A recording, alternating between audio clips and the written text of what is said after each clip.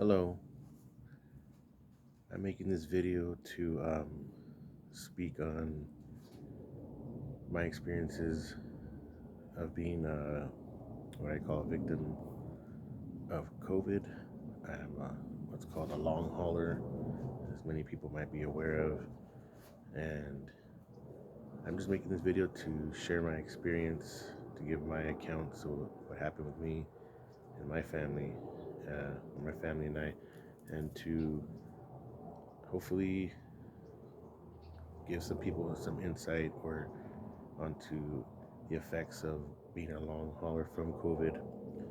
Um, this is December 2022, and I was struck with COVID in August of 2021, and it hit me really hard. Possibly the Delta variant. It hit my family hard as well. There are five of us, and I was in the hospital for about a week, just over a week. So not as long as some people have experienced being in the hospital from COVID. I know there's longer times where people have been in the hospital. Though it was only a week, it was still uh, very profound for me. And when I came out of the hospital, I came home, and about a week or two, I went back to the emergency room. And this happened like four other times because of feelings of heart palpitations, weakness, fatigue. I lasted about a week when I came out of the hospital because I was on steroids, and I guess that kept up my strength. The home nurse person who came did tell me that the steroids would have me running around, but when that stopped, I probably would drop, and I sure did. And I was uh, in and out of the hospital another four times because of heart palpitations and and equilibrium and feelings of like I don't know if it's vertigo, just nauseousness, constantly off balance, and things like this. Um, and the times I didn't go back to the hospital from when I got sick to when I was home to months after, they weren't the only times that I experienced heart palpitation and constant nauseousness and dizziness or just head pain, that squeezing, lightheadedness, all that stuff, balance. My stamina was very low. I didn't leave my room for the first 3, 4 months. My restroom was a couple feet away. I couldn't even make it there to sit down to use the restroom and to get up again. I almost fell over. So I had a commode in my room right next to my bed. Um, and I apologize for this video, the camera being shaky and sound and all that stuff, background noise. I don't have mics, I don't have nothing. This is my first time doing this, so bear with me, please. Um, so when I first got sick, I want to just describe some of the feelings of when I first got sick. My wife and I, my eldest, um, it was just a feeling that I can only relate to experiences of those people, or what has been experienced, explained, that people were using like psychedelics. It was almost psychedelic, like a psychedelic experience. That's the best way I could describe it. Um, couldn't sleep, very weak. It was like being really sick with a flu, but worse. It was like psychological, and it was just this feelings of uh, disorientation, of course, but couldn't sleep, even though I was exhausted. Breathing was dropping, um, oxygen levels were dropping, but not enough to where I would go to the hospital yet. But it was to a point of just how can I explain this? Couldn't sleep, couldn't rest. I couldn't rest because as you laid down to go to sleep at night, it was a constant feeling of nauseousness, dizziness, but like a lucid type dreams, and uh, just in your brain, your head, you just couldn't rest. Besides thinking, it was a discomfort. Laying down was discomforting because of breathing, nauseousness, dizziness, and the feeling of just, of course, you're stressed, your body's overstressed and overwhelmed. On top of that, probably too, because I couldn't eat, couldn't hold anything down um, during the week. And I'm a big guy. I lost about 35 to 40 pounds in about a week, just over a week. So a lot of muscle loss. Um, and it was just, uh, it was terrible. It was not like any other. When I was young, I would got sick with the flu before, and I was so sick with fever before I had like hallucination. And people said, well, maybe you had something going on with you that had something in relation to that. No, this is nothing like that. Because my wife experienced the same thing. And so it was just this, there were points where it just felt like I'm going to go. And if I go, then I go. And then maybe that's better rest. I mean, almost to that point where you thought, that's it. So, and I can go on about the feelings I had about being ill, but it was just that not being able to eat, not being able to really drink. Well, my mouth felt like, I'm gonna just talk how I felt. So I felt like I had I felt like I had like a furry carpet in my mouth. Um, Everything tasted terrible. Didn't matter if I brushed my teeth.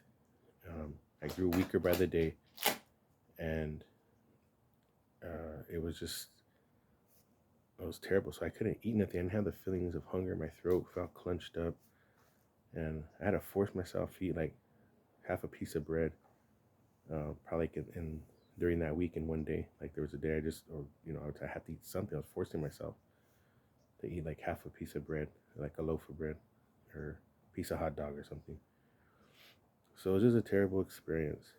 It was uh, even thoughts and dreams. Even when I tried to sleep, we didn't, and that's the thing. You didn't get no sleep during that week. So I tried like total insomnia. That didn't help. But the dreams are just thoughts were just, it was so weird. Probably I was so sick and weak and dehydrated, I guess. Finally went into the hospital, and I can't tell you all the medicines they gave me. Some of you who have more research understanding probably know what the general uses were. So, and that was my experience, kind of in a nutshell. Like I said, I was kind of bedbound or in my room. I couldn't even go shower for the first, couple weeks. I had to like, just how they, if you're familiar with hospitals, how they clean you down in the hospital, then that's pretty much how I cleansed myself. But it was just constant nauseousness, migraine, head pressure, feeling of tilting over. I couldn't even sit upright in a chair like I am now because there was just this pressure in my abdomen, and just even for me to put my chin like lower, it was just uneasiness and nauseous, or not breathing. I couldn't even talk as long as I am right now. So thank God, I've gotten better. I'm not quite 100% yet. I've been out of work for over a year. Um, don't know if I'm gonna go back. And so just things like that, even just sitting up at that time, getting out of bed, nauseousness, and then the palpitations will come on. Of course, doctors will just say it's anxiety, anxiety. Maybe there was anxiety. There's a level of stress, that's for sure. But it wasn't. It wasn't just that. It was just the heart palpitations come out of nowhere. I'd be fine, and then boom, heart rate would shoot up to 160, 180. Those bouts would last anywhere from like 20 minutes to like 50 minutes, maybe. And I know there's times where that's why I did have to call the ambulance. But I tried defeating. I say defeating. I tried overcoming that the best I could as the months came on. So up until this last couple months is when I really started to be able to move around more. Even just walking, I had home therapy. I was doing home therapy. Then I did outpatient therapy for a little while, and that was very helpful. So to get the body moving is very important. It's hard because even in my thought, I said, I can't do this, or like, I have to do this. And I think that it's very important to get the body moving, you know, as much as you could tolerate. Even if or if you're going through this or went through this, even if you think you can't or it's too much, just do what you can. My recommendation: do what you can within your means, and then just stop. It's gonna be a process. It's gonna take time. I'm about 85%, I would say, recovered, um, and it's getting a little better every day. There's a little bit of increase. Just know that it's gonna get better.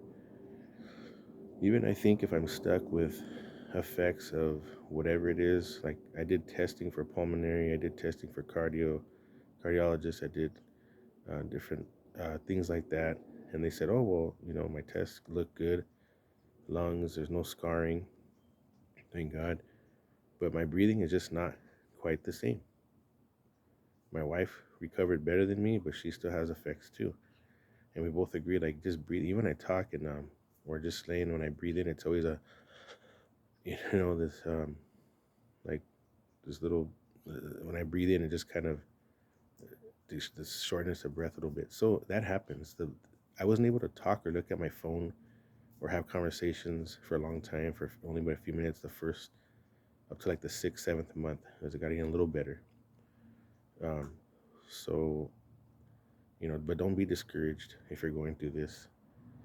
um, my heart and prayer goes out to you, though I don't know you. And I gotta say that it does get better over time, and maybe I'll never be fully 100% what I was, but I'm a lot better than where I went, or where I was rather.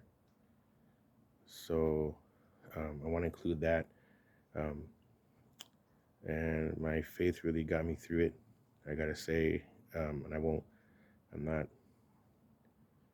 um, well, I'm gonna just say that my faith got me through it.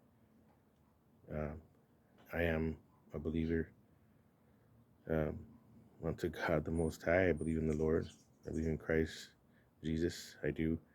I'm not going to get into that now. I respect everyone's belief, um, and I will make future videos speaking on and of my faith. But right now, this is having to do with just relating to those people who are going through this long hauler situation, and or people who are helping people going through this long hauler situation. Be patient with them as long as you can. It was like being on this rocky boat. It tested us so much as a family. My daughter, my eldest, she was affected, and even my wife was going through. Sometimes we were just frustration, stress. It was overwhelming. But hold on. That boat gets really shaky, but hold on, and just hold on. And the only thing to me that got through it was faith, and just holding on, because, and I know there are maybe worse things. My dad always say, when you think you have it bad, someone has it worse. So I know there's people going through other things aside from COVID, other illnesses or viruses. Um, so I know that there's some people who have it worse in different situations or other illnesses, but I just say, hold on, hold fast, encourage each other. Gotta have hope, gotta have faith. And so I know I'm kind of rambling now, but I just want to share that, my testimony, my experience. There's more I like to say. I don't want to make this video too long. Again, I apologize for the audio, apologize for the sounds in the back, shaky camera, got airplanes above me. But I'm a noob at this, or the kids